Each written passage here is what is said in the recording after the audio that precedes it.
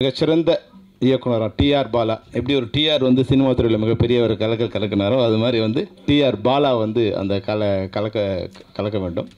ஏன்னா இந்த நிகழ்ச்சி நான் கலந்து கொள்ள மிக முக்கியமான காரணம் வந்து திருமலை வேந்தன் வந்து என்னுடைய கிளாஸ்மேட்டு ஃபிலிம் இன்ஸ்டியூட்டில் 40 வருடத்துக்கு நண்பர். அவர் எனக்கு வந்து என்னோடய ஜூனியர். நான் செகண்ட் இயர் வரும்போது ஃபஸ்ட் இயர் அவர் எடிட்டிங் படித்ததால் அவர் 2 இயர்ஸு.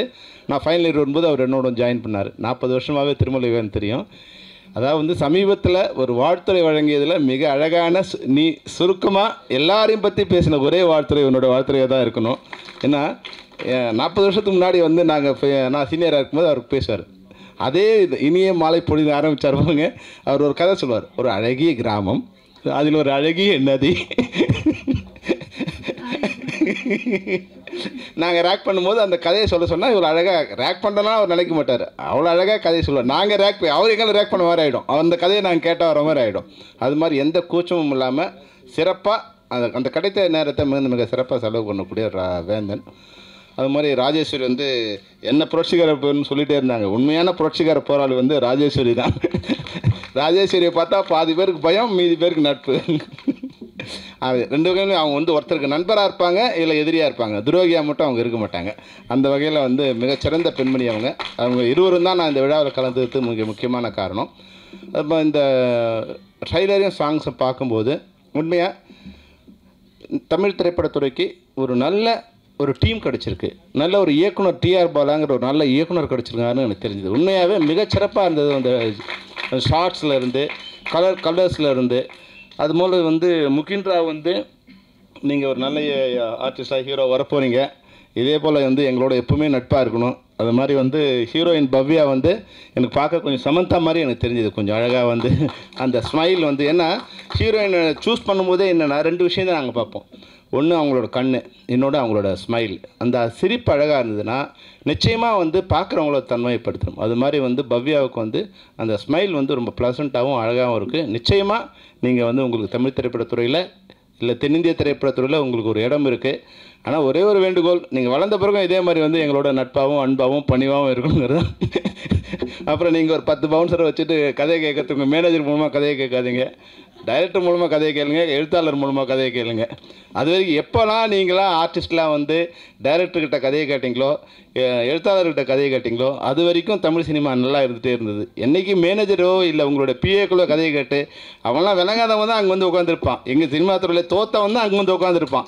அவன் எங்களை பார்த்து வந்து எங்கள் மேலே அவனுக்கு ஒரு கோவம் இருக்கும். நாங்கள் ஜெயிச்சவங்களை பார்த்து அவனுக்கு கோவம் இருக்கும் இல்லையா? அவங்க எங்களை ஃபில்டர் பண்ணுறதுலே இருப்பான். அவனுக்கு யார் சலாம் அடிக்கிறோனோ அவன் தான் அங்கே ஹீரோ கிட்ட போகிற மாதிரியான ஒரு சூழ்நிலை இன்றைக்கி இருக்குது.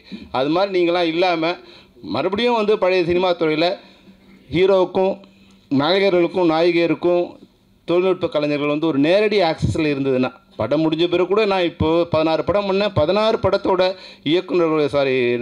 நாயகர்களோ நாயகியரோ இன்னை வரைக்கும் நட்பாக இருக்காங்க. ஆனால் இன்றைக்கி ஒரு படம் முடிஞ்ச உடனே அதோட இயக்குனருக்கே அடுத்த அந்த ஹீரோவோட பழக்கம்லாம் போயிடுது. அப்போது இந்த இண்டஸ்ட்ரி வந்து அப்படி ஒரு தொடர்பில்லாத இண்டஸ்ட்ரியாக, நட்பில்லாத இண்டஸ்ட்ரியாக மாறிடுது. அப்போ நட்பில்லாத போது என்னோடய படங்கள் தோல்வியாட ஆரம்பித்ததுக்கு நான் ஒரு காரணம் கண்டுபிடிச்சேன். ஏன்னா எப்போ வந்து படைப்பாளிக்கும் நாயகருக்கும் வந்து ஒரு புரிதலின்மையோ இல்லை வந்து நட்போ இல்லையோ அந்த படத்தை வந்து ஜெயிக்காது. அவங்க மேலே முதல்ல எங்களுக்கு ஒரு அன்பு இருந்தால் தான், நட்பு இருந்தால் தான் அந்த படத்தை வந்து சிறப்பாக எடுக்க முடியும். அப்போது இப்போ இருக்கிற இண்டஸ்ட்ரிக்கு நான் சொல்ல விரும்புகிறது என்னென்னா, நீங்கள் ஒரு நட்பாவோடு இருந்தீங்கன்னா நிச்சயமாக இப்போ பாருங்கள் இந்த யூனிட் வரும்போதே தெரிஞ்சிடும்.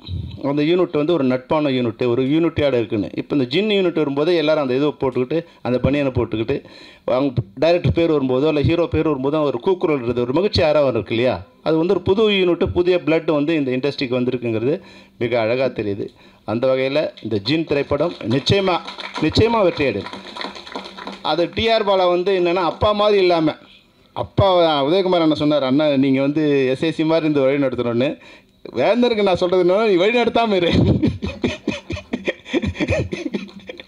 ஏன்னா அவனை பார்க்கும்போது எனக்கு தெரியுது அவன் வந்து ரொம்ப இன்டெலிஜென்ட்டாக இருக்கான். அந்த ஆட்லாம் பண்ணதால் அந்த ஷார்ட்ஸ் எல்லாமே வந்து அவனோடது வந்து வேறு மாதிரி ஒரு ஸ்டைல் இருக்குது, பொதுவான ஒரு ஸ்டைலில் இருக்குது. அதனால் நீ வந்து அவனை வழி நடத்தாத, பின்னாடி இருந்து அவனை பார்த்துக்கிட்டு வழி தடமாறாமல் பார்த்துக்கிட்டு போ. நீ வழி நடத்தாத, தடமாறாமல் பார்த்துக்கிட்டு போ.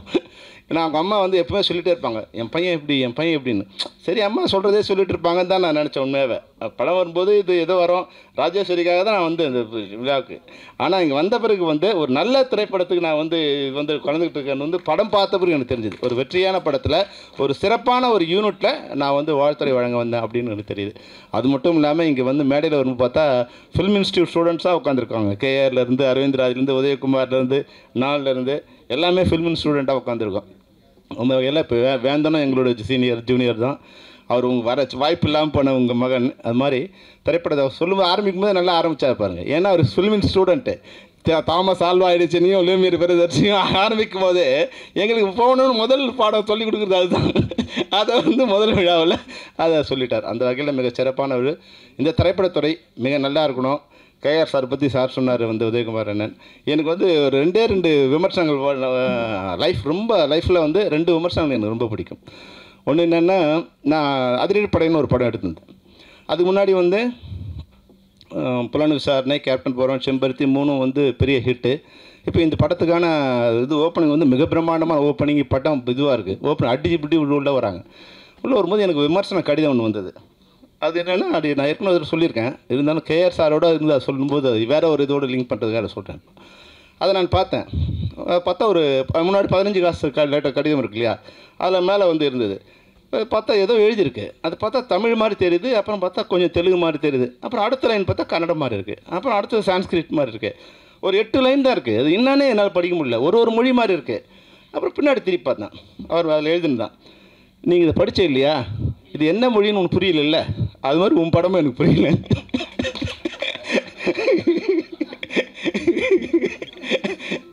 அந்த விமர்சனம் எனக்கு கோவம் வரல. அந்த விமர்சனம் வந்து எனக்கு ரொம்ப பிடிச்சிருந்தது. அது மாதிரி வந்து கேஆர் சார் இப்போ வரும்போது விமர்சனம் என்னை பற்றி சொல்லியிருந்தார். இந்த பெப்சியை வந்து உடைக்கணும்னு வந்து ரொம்ப நாளாக ட்ரை பண்ணிருந்தான். கடவுள் கொடுத்த தண்டனை வந்து அவனை பெப்சியில் தலைவராக உட்கார வச்சிருக்கேன். இப்போ காப்பாற்ற போராடுறான். அன்னைக்கு உடைக்கிறதுக்கு போகிறான்னா இப்போ காப்பாற்றுறதுக்கு போராடுறான். ஆனால் சார், நீங்கள் சீனியர், நான் சொல்கிறேன், 2த்துக்குமே சரியான காரணம் வந்தது. அன்னைக்கு பெப்சியோட தலைமை ஒரு அதிகாரபூர்வமான இல்லை ஒரு டிக்டேட்டர்ஷிப்பில் இருந்தது. அன்றைக்கி வந்து படைப்பாளிகள் வந்து தங்களுடைய மூச்சை வெளியிட முடியாத ஒரு சூழ்நிலை இருந்தது. அன்றைக்கி வந்து அது சரியான அவங்கள வழி நடத்தணும் தான் நினச்சோமே தவிர அவங்கள அழிக்கணும்னு நினச்சோம். அது சரி பண்ணணும்னு நினச்சோம். இன்றைக்கி வெளியே இருந்து பண்ணதை இன்னும் உள்ளே இருந்துக்கிட்டு அவங்க பண்ண தப்புகளோ இல்லை அவள் ஏதாவது தவறு பண்ணால் அதே சபையில் இருந்துட்டு இதெல்லாம் சரியில்லை, இது சரி பண்ணணுங்கிற ஒரு இடத்துல தான் நான் உட்காந்துருக்கேன் தவிர அன்றைக்கி என்ன காரணமோ அதே காரணம் தான். அன்றைக்கி வெளியேருந்து போகிறோன்னா இன்றைக்கி உள்ளேருந்து போகிறோம். 2 ஒன்று தான். என்னை பொறுத்த வரைக்கும் 2 ஒன்று தான். இன்றைக்கி சார்லாம் வந்து என்னென்னா, அவர் சொன்ன மாதிரி வந்து கேஆர் சார் வந்து மிகப்பெரிய ஜீனியஸ். அவர் நினச்சா ஆக்கவும் முடியும், அழிக்கவும் முடியும். அவ்வளோ மிகப்பெரிய ஜீனியஸ் அவர். இன்றைக்கி சினிமா இண்டஸ்ட்ரி ஒரு சிரமமான நிலையில் இருக்குது. அதை அவரோட அறிவு வந்து சரியான இடத்துல பயன்பட்டால் இந்த இண்டஸ்ட்ரியை அவரால் காப்பாற்ற முடியும். எனக்கு அவர் மேலே மிகப்பெரிய ஒரு இது உண்டு. ஏன்னா அவரோட நான் வந்து கொஞ்ச நாள் இணைந்து பயணித்தேன். அவர் தலைவராக வந்து ஃபில்ம் இதில் தமிழ் திரைப்பட தயாரிப்பு சங்கத்தில் இருக்கும்போது நான் அவரோட இணைந்து ஈசி மெம்பருக்கு போடும்போது அவரோட ஒரு 6 மாதம் ஒரு 10 மாதம் வந்து அவரோடவே நான் வந்து பயணித்தேன். அப்போது ஒரு படம் ரிலீஸ் அப்போது அந்த படத்தோட பிரச்சனை என்ன, உதவி கேட்க வரவன் நல்லவனா ஏமாத்துறானா அதை வந்து டிசைட் பண்ணுவார். அதுக்கேற்ற மாதிரி அந்த முடிவு எடுப்பார். வர்றவன் வந்து தப்பு பண்ணாங்கன்னா அவனை காலி பண்ணிவிடுவார். அது எது சரியோ அதை மிக சரியாக பண்ணுவார். அந்த அளவுக்கு அறிவுபூர்வமாகவும் அது எப்படி சாதுரியமாகவும் செயல்படுத்தக்கூடிய சிறப்பான ஒரு தமிழ் சினிமாவை படைப்பாளியாக மட்டும் இல்லாமல் அது உருவாக்குற ஒரு இடத்துல இருக்கார். அதனால் இன்றைக்கி நீங்களாம் ஒரு இடத்துல இருக்கீங்க. இன்றைக்கி வழக்கமாக நான் சொல்கிற விஷயத்த நான் சொல்கிறேன். என்னன்னா, தயாரிப்பாளர்களுக்கு இந்த படம் இன்றைக்கி எடுத்திருக்காங்க. இந்த படத்தை இதுபோல் இன்றைக்கி வந்து ஒரு 300-400 படங்கள் இருக்குது. இந்த படங்களை வந்து வெளியிடுறதுக்கு ஒரு சிண்டிகேட் ஃபார்ம் பண்ணி வாரத்துக்கு ஒரு 4 படம் பண்ணுறோம்னா, இன்றைக்கி வந்து இந்த படத்தை நேற்று ஒரு படம், இன்றைக்கி ஒரு படம் ரிலீஸ் ஆகிருக்கு, ஆகப்போகுது நாளைக்கு காலையில். ஒரு 100 தியேட்டர் எடுக்கிறதுக்கு அந்த படத்தை வந்து ஏறக்குறைய ஒரு 7-8 கோடியில் செலவு பண்ணி படம் எடுத்திருக்காங்க. ஆனால் அந்த படத்தை ஒரு 100 தியேட்டரில் வந்து ரிலீஸ் பண்ணுறதுக்கு இன்னொரு 1 கோடி செலவு பண்ண வேண்டியதாக இருக்குது. ஆனால் அந்த படத்துக்கு தேட்டர் கிடைக்குமா கிடைக்காதா, எந்த தேட்டரில் போட போகிறாங்க, நாளை வரைக்குமே அந்த தயாரிப்பாளருக்கு தெரியாது. இன்றைக்கி தான் அதான் நீ தயாரிப்பார் நிலைமை. அது மாதிரி இதுபோல் பிரச்சனைகள் வந்து தயாரிப்பாளருக்கு 100 பிரச்சனைகள் இருக்குது. இன்றைக்கி வந்து வருமானம் வரக்கூடிய ஒரு தேட்டர் இருந்தால் அவர் தெரியும், ஒரு தேட்ரு வாங்கும்போது எக்ஸிபிட்டர் வந்து அதனோட ப்ரொஜெக்டரும் வாங்கி வச்சுக்கணுங்கிறது தான் ரூல். ஆனால் இன்றைக்கி அந்த ப்ரொஜெக்டர் காசையும் வந்து தயாரிப்பாளர் தான் கொடுக்குறாங்க. இன்றைக்கி ஒரு நாளைக்கு குறைஞ்சபட்சம் 7லேருந்து 10 லட்சம் சினிமா டிக்கெட்டுகள் விற்கப்படுகின்றன. அதுக்கு வந்து ஒரு டிக்கெட்டுக்கும் 15 காசு வந்து 15 ரூபா வந்து வசூலிக்கப்படுகிறது. ஏறக்குறைய 2 கோடி ரூபா ஒரு நாளைக்கு வந்து இல்லை இப்போ 30 ரூபானா இவங்களுக்கு 15 ரூபா வருது. அதை வந்து அது ரெண்டாக பிரிச்சுக்கிறாங்க. ஓனருக்கு 15 ரூபாயும், அதை புக் மை ஷோவுக்கு 15 ரூபாயும், இவங்களுக்கு 15 ரூபா பிரிச்சுக்கிறாங்க. அப்போ ஏறக்குறைய வந்து 2 கோடி ரூபா ஒரு நாளைக்கு வந்து அதில் கலெக்ஷன் வருது. அப்போ பார்த்தீங்கன்னா ஒரு மாதத்துக்கு 60 கோடி ரூபா வருது. அதையெல்லாம் யாரோட இதுக்கு வருதுன்னா தயாரிப்பாளர்களோட பணத்தில் தான் வருது. அதுபோல் வந்து விளம்பரம் வரதா இருந்தாலும் என்ன மாதிரி தயாரிப்பாளருக்கு 100 வகையில் வருமானம் வருது. ஆனால் அந்த வருமானம் தயாரிப்பாளருக்கு வருதான்னா தயாரிப்பாளருக்கு வந்து சேர்றதே இல்லை. நஷ்டம் மட்டும் தயாரிப்பாளருக்கு வந்து சேர்ந்துடும். படம் ஓடலையா, மறுநாள் காலையில் எல்லோரும் தயாரிப்பாளர் ஆஃபீஸில் இருப்பாங்க. படம் ஓடிச்சுன்னா இன்றைக்கி காலையில் என் நண்பர் சுந்தர் எனக்கு வந்து ஒரு வாட்ஸ்அப் அனுப்பிச்சிருந்தார். சொல்லுமணி ப்ரொடியூசர்ஸ் நிறைய வேலை இருக்குது, அதை விட்டுட்டு உங்களே எதுக்கு சண்டை போட்டிருக்கான்னு தெரியல. என் படம் மதகதை ரிலீஸ் ஆகி 5 மாதம் ஆகிடுச்சு, இன்னும் அதனோட ஷேர் என்னால் வாங்க முடியல. ஒரு தயாரிப்பாளரோட நிலைமை தான். அப்போ தயாரிப்பாளர் சங்கம் பண்ண வேண்டிய முதல் வேலை தயாரிப்பாளருக்கு, இப்போ நான் வந்து ஃபெப்சி பிரசிடெண்ட்டாக இருக்கேன், என்னுடைய உறுப்பினர்களுக்கு என்ன பண்ணணுமோ அதை முதல்ல பண்ணிவிட்டு அடுத்த வேலையை பண்ணுறேன். அதுபோல் தயாரிப்பாளர் சங்கம் இருக்குது. அவங்க தங்களுடைய உறுப்பினர்களுக்கு என்னெல்லாம் முதல்ல பண்ண முடியுமோ அவங்க தயாரிக்கிறதுக்கு, வெளியிடுறதுக்கு, மார்க்கெட் பண்ணுறதுக்கு அந்த படத்தை வந்து திருப்பி தயாரிப்பாளர் வந்து சேர்கிறதுக்கு பல வகையில் வருகின்ற வருமானம் தயாரிப்பாளருக்கும் வந்து சேர்க்கின்ற மாதிரி. இன்றைக்கி வந்து ஒரே ஒரு பாட்டுக்கு நான் டைரக்ட் பண்ண பாட்டு நான் ஓன் ப்ரொடக்ஷன், அந்த பாட்டை நான் இன்றைக்கி ஸ்டேஜில் பாடினோம்னா நான் ஒரு நாளும் 2 லட்சம் பணம் கொடுக்க வேண்டியிருக்கு. இது மாதிரி பல லட்சங்கள் யாரோ சாப்பிட்ருக்காங்க. ஆனால் அதில் ஒரே ஒரு காசு கூட என்னை வந்து சேர்றதில்லை. இதையெல்லாம் சரி பண்ணால் நிச்சயமாக தயாரிப்பாளருக்கு லாபம் வரும். அப்போ வந்து சண்டை இல்லாமல், யாரு கூட சண்டை போடுறோம், என்ன சண்டைனே இல்லாமல் ஏதோ ஒரு நடந்துகிட்டே இருக்குது. அப்படி இல்லாமல் தயாரிப்பாளர் உண்மையாக பிரச்சனை இருக்கா, கேஆர் சார் சொல்லட்டும், என்ன தப்பு இருக்கணும்னு சொல்லட்டும், அந்த தப்பை நாங்கள் சரி பண்ணிக்கிறோம். ஏன்னா இண்டஸ்ட்ரி நல்லா இருக்கணும். அவரும் இண்டஸ்ட்ரியில் ஏற்கனவே 40-50 வருஷமாக இருக்கார். நான் வந்து 40 வருஷம் ஆகிடுச்சு இண்டஸ்ட்ரிக்கு. நாங்கள்லாம் எல்லாரோட அதிகமான தொழிலாளர்கள் தான் இந்த இண்டஸ்ட்ரியில் 30-40 வருஷம் இருந்துகிட்டே இருக்காங்க. தயாரிப்பாளர்கள் வந்து 5 வருஷம் 10 வருஷம் இருக்காங்க. இது மாதிரி 30 வருஷம் இருக்க தயாரிப்பாளர்கள் சினிமாவில் ஒரு 10 விரல் வீட்டில் இல்லைனா ஒருத்தர் 2 பேர், 4 பேர், 5 பேர். அப்போது தயாரிப்பாளர்கள் இந்த சினிமா வந்து தொழிலாளருக்கு மிக முக்கியமான மிக சொந்தமான இதுவாக இருக்கும். அப்போது அவங்க நல்லா இருக்கணும், இண்டஸ்ட்ரி நல்லா இருக்கணும். நான் எங்களுடைய மேடையில், எங்களுடைய ஜென்ரல் பாடியில், ஃபெஃப்சியோட ஜென்ரல் பாடியில் ப்ரொடியூசர் நல்லா இருந்தால் தான் தொழிலாளி நல்லா இருக்க முடியும்னு சொல்லக்கூடிய தைரியத்தை நான் வச்சுருக்கேன். முன்னாடிலாம் வந்து ப்ரொடியூசர் கவுன்சிலில் ஃபெஃப்சியை திட்டினா கை தட்டுவாங்க, ஃபெஃப்சியில் ப்ரொடியூசரை திட்டினா கை தட்டுவாங்க. இன்றைக்கி நான் அந்த நிர்வாகத்துக்கு வந்த பிறகு தயாரிப்பாளரை பற்றி ஒரு குறையும் சொல்ல முடியாது. யாரோ இன்றைக்கி ஒரு 10% 20% பணம் ஏதாவது பிரச்சனை இருக்கலாம். 80% தயாரிப்பாளர்கள் எங்களுக்கு கொடுக்க வேண்டிய பணத்தை மிக ஒழுங்காக கொடுத்துட்ருக்காங்க. அப்போ அவங்க நல்லா இருக்கணுங்கிறது தான் எங்களோட நோக்கம். அது புரிதலின்மையாக சில விஷயங்கள் நடக்குது. அதை வந்து கேஆர் சார், நீங்கள் உங்களுடைய பழைய ஃபார்முலா அப்படி அதை சரி பண்ண முடிஞ்சிங்கன்னா அது எங்களுக்கு ரொம்ப சந்தோஷமாக இருக்கும். அந்த வகையில் ஒரு ஃபார்முலா வச்சுருக்காரு அவர்கிட்ட. அந்த ஃபார்முலா படி, அது என்ன ஃபார்முலா அவருக்கு தெரியும். அவர் ஃபார்முலா படி ஒருவேளை நாங்கள் தப்புன்னா நீங்கள் என்ன எப்போ வேணாலும் கூப்பிடலாம். கேஆர் சார் அவருக்கு எல்லா ரைட்ஸ் இருக்குது. சினிமா துறையில் சீனியரு, ஃபிலிம் இண்டஸ்ட்ரியில் என்னோட சீனியரு, அது மட்டும் எல்லா துறையிலும் அவருக்கு ஒரு நாலேஜ் இருக்குது. கூப்பிட்டு நீங்கள் ஃபெஃப்சியோட தவறு இது, இல்லை செல்லுமன் என்னோட தவறு இதுன்னு சொன்னால் அதை திருத்திக்க நாங்கள் தயாராக இருக்கோம். ஏன்னா சினிமா நல்லா இருக்கணும். வந்து சினிமாவில் தான் இன்றைக்கி அண்ணா ஆர்வி உதயகுமார் சொன்ன மாதிரி எங்கேயோ ஒரு ஊரில் இருந்த நான் வந்து இன்றைக்கி தமிழகம் முழுக்க அறியப்பட்டவனாக இருக்கிறது காரணம் வந்து அந்த தமிழ் சினிமா தான். அந்த தமிழ் சினிமா நல்லா இருக்கணும்னு நினைக்கிறதுல நானும் ஒருத்தர். அதனால் தமிழ் சினிமா நல்லா இருக்குது. என்ன விதமான இதுக்கு காம்ப்ரமைஸுக்கும் வர நாங்கள் தயாராக இருக்கணுங்கிறத வந்து இந்த மேடையில் ஒரு சொல்லிட்டு, இந்த படம் உண்மையாகவே நான் சும்மா இதுக்காக சொல்ல, இந்த படம் பார்க்கும்போது எனக்கு தெரியுது ஒரு வெற்றி படத்தோட ஒரு விழாவுக்கு நம்ம வந்திருக்கோம்னு தெரியுது. ஒரு மிகச்சிறந்த இயக்குனரை நாளைக்கு நான் வந்து